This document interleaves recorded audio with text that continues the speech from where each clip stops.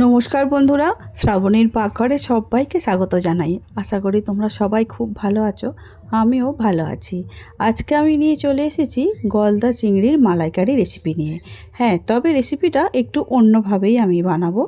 তাহলে চলো কেমন করে বানাই।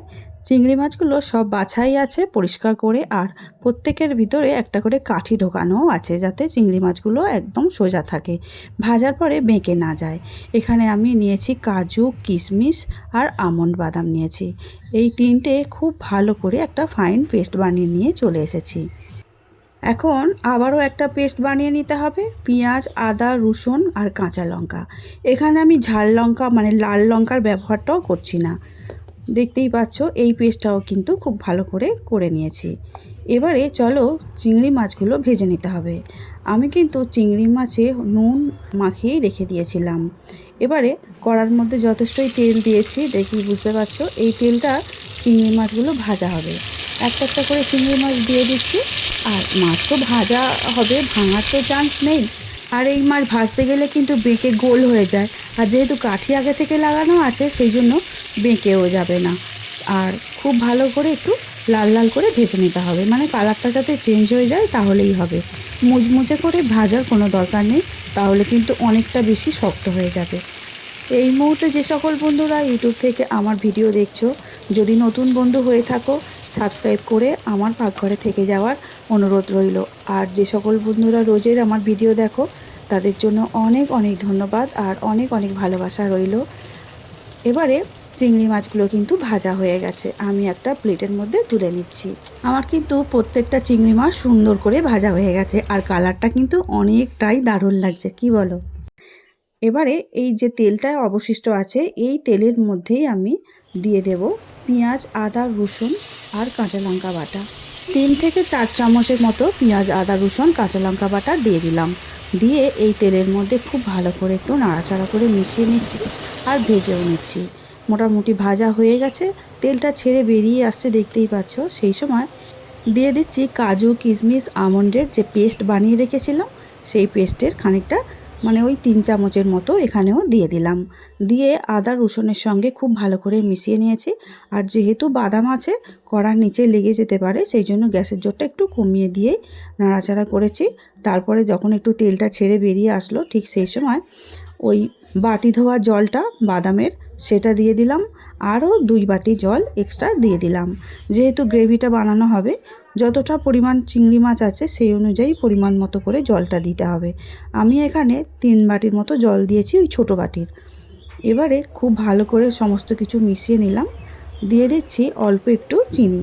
চিনিটা একটু স্বাদ ব্যালেন্স করার জন্য দিয়েছি, আর কাঁচা লঙ্কা। আর দিয়ে দিলাম স্বাদ অনুসারে নুন। তবুও আমি এখানে একটু কাঁচা লঙ্কা ব্যবহার করলাম, গন্ধটা খুব ভালো হবে আর একটু ঝাল ঝাল খুবই ভালো লাগে। যেহেতু রেসিপিটা সাদা হচ্ছে সেই জন্য আমি একটু কাঁচা লঙ্কাটা একটু বেশিই দিলাম। এবারে খুব ভালো করে ফুটে উঠেছে। ফোটার পরে আমি দিয়ে দিলাম যে চিংড়ি মাছগুলো ভেজে রেখেছিলাম সেই চিংড়ি মাছগুলো। চিংড়ি মাছ দিয়ে মালাইকারি রেসিপি অনেক রকমভাবেই আমার পুরনো রেসিপিতে দেওয়া আছে। তোমাদের যদি ইচ্ছা হয় প্লিজ একবার চেক করে দেখো। আমার প্রত্যেকটা চিংড়ি মাছের মালাইকারি দারুণভাবেই বানানো আছে, অনেক রকমভাবে বানানো আছে। আর আমি আজকে যেটা বানালাম এটাও সম্পূর্ণ আলাদাভাবেই বানিয়েছি। তোমাদের যদি ভালো লেগে থাকে তোমরা অবশ্যই আমাকে লাইক, কমেন্ট করবে আর শেয়ার করবে বন্ধুবান্ধব, আত্মীয় স্বজনের মধ্যে। 4-5 মিনিট খুব ভালো করে ফুটিয়ে নিয়েছি, আর ঝোলটা অনেকটাই ঘন হয়ে এসেছে। কতটা ঘন গ্রেভি রাখবে সেই অনুযায়ী কিন্তু ঝোলটা মারতে হবে। আমি আর একটু গ্রেভিটা মারবো, মানে একটু কমিয়ে নেবো, একটু ঘন ঘন হলে খেতে খুব ভালো লাগে। আর এই সময় কিন্তু তোমরা নারকেলের দুধের ব্যবহার করতে পারো। নারকেলের দুধ দিয়ে মালাইকারি রেসিপি আমার আগেই দেওয়া আছে, সেই জন্য আমি এখানে ব্যবহার করছি 10 টাকার আমুল দুধ দিয়ে। তো চলো এটা একটু গুলিয়ে নিয়েছি, দিয়ে দিচ্ছি আমুল দুধটা পুরোটাই। আর এই আমুল দুধের গন্ধটা কিন্তু দারুণ হবে, কারণ যেহেতু কাজু, কিশমিশ, আমন্ড আছে সঙ্গে আবার আমুল দুধ, সব মিলিয়ে গন্ধটা কিন্তু দারুণ ছাড়ছে। এবারে সেই জন্য একটু ঢাকা দিয়ে দিলাম, বুঝেছো তো? সমস্ত কিছুর গন্ধ এর মধ্যে একদম চিংড়ি মাছের মধ্যে আর কি খুব ভালোভাবে চলে যাবে, তাতে করে খেতে অনেকটাই ভালো হবে। আর সবশেষে দিয়ে দিলাম একটু গুঁড়ো গরম মশলা, আর ঘি। ঘি ছাড়া তো জমবে না বলো। এবারে 1 চামচ কি মতো কি 1.5 চামচের মতো একটু ঘি এর মধ্যে দিয়ে দেব। তার আগে গরম মশলা দিয়েছি যেহেতু একটু নাড়াচাড়াটা করে নিই। এখন দিয়ে দিচ্ছি ঘি। ঘি দিয়ে খুব ভালোভাবে 1 মিনিট ফুটিয়ে নিতে হবে।